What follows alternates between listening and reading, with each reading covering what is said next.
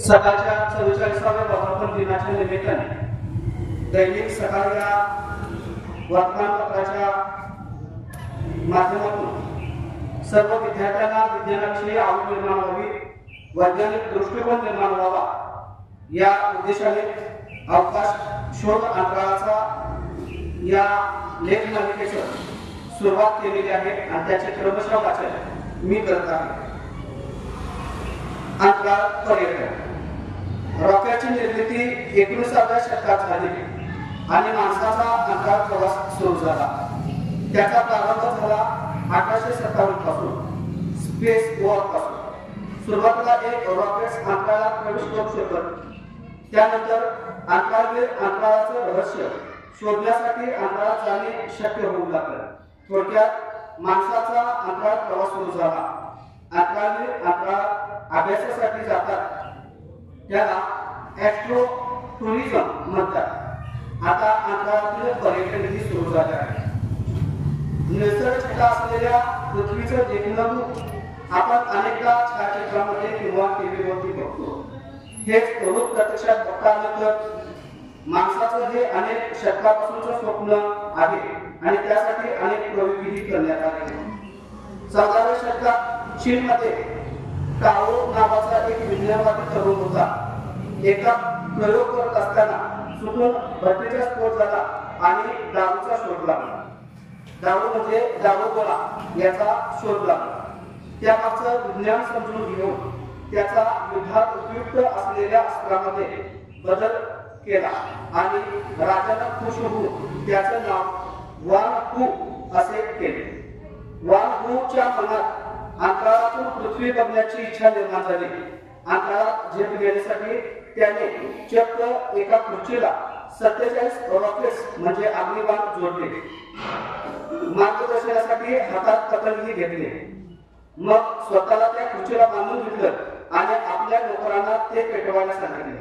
गंमत म्हणजे जेव्हा त्याला तुला भीती वाटते का असा प्रश्न केला तेव्हा अंतराळात जाण्याचं माणसाचा हजारो वर्षापासूनचं स्वप्न आहे.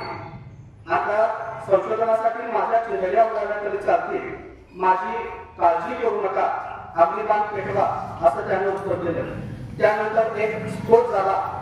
तो डोळा खाली बसला तेव्हा वान कुणालाच दिसला नाही. अंतराळाची संकल्पना. अंतराळ मोहिमा ही आता फक्त अंतराळवीरांची मक्तेदारी लागलेली नाही, हौशी नागरिकांसाठीही आता अंतराळ मोहिमांचा खरं तर प्रवासाचा खाट घातला जातो. अंतराळात फिरवून आणायचं किंवा चक्क काही दिवस तेथे वास्तव्य करायचं आणि पृथ्वी प्रदक्षिणा घालायची यासाठी आता स्पेस टुरिझम अर्थात अंतराळ पर्यटन नावाची संकल्पना प्रत्यक्षात उतरायला लागली आहे. आपण सुट्टीत एखाद्या ठिकाणी फिरायला जातो, तिथे राहून तिथले प्रेक्षणीय स्थळ बघतो आणि तिथला अनुभव घेतो. हेच या पर्यटनामध्ये शक्य होणार आहे. फरक इतकाच आहे की आपण पृथ्वीवरची स्थळं नाही तर पृथ्वी बाहेरची स्थळं बघू शकतो. त्याची सुरुवात ही झाली आहे. हा प्रकार मनोरंजनासाठी असल्यामुळे त्याला अंतराळ पर्यटन असं म्हणता येईल. पण स्पेस किंवा अंतराळ म्हणजे नेमकं काय आणि स्पेस ट्रॅव्हल किंवा अंतराळ प्रवास केव्हा मानला जातो? पृथ्वीपासून अंतराळ ज्या सीमेवर सुरू होते त्या सीमेला कार्बन लाईन असे म्हणतात. ही सीमा पृथ्वीपासून 100 किलोमीटर अंतरावर आहे आणि तिथून पुढे अवकाश सुरू होतं असा वैज्ञानिक दावा करतात. अंतराळ पर्यटनाचे दोन प्रकार. अंतराळ पर्यटनाचे दोन प्रकार असतील. यामध्ये एक सब ऑर्बिटल किंवा उपकक्षीय उड्डाण आणि दुसरा म्हणजे ऑर्बिटल किंवा कक्षीय उड्डाण.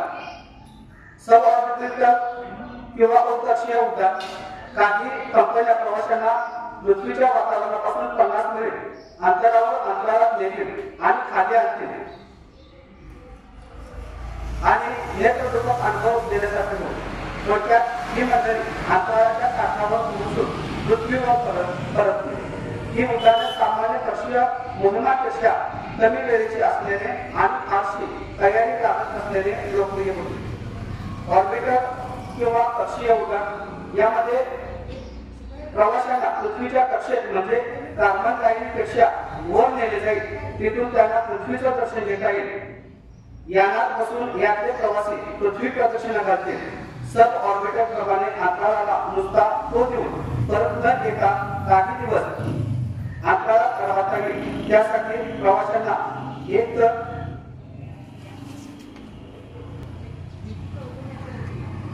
ISS म्हणजे खासगी ISS बांधण्याचे प्रयत्न सुरू आहेत किंवा तत्सम हॉटेल बांधले जातील चंद्रावरती किंवा इतर ग्रहावरती. आता पर्यटनाचा श्रीगणेशा. रशियन स्पेस एजन्सीला सन 2000 मध्ये 7 नागरिकांना घेऊन अंतराळ पर्यटनाचा श्रीगणेशा केला होता. 30 एप्रिल 2001 रोजी टेनिस टिटो नावाचा कोट्याधीश अंतराळात राहून आला.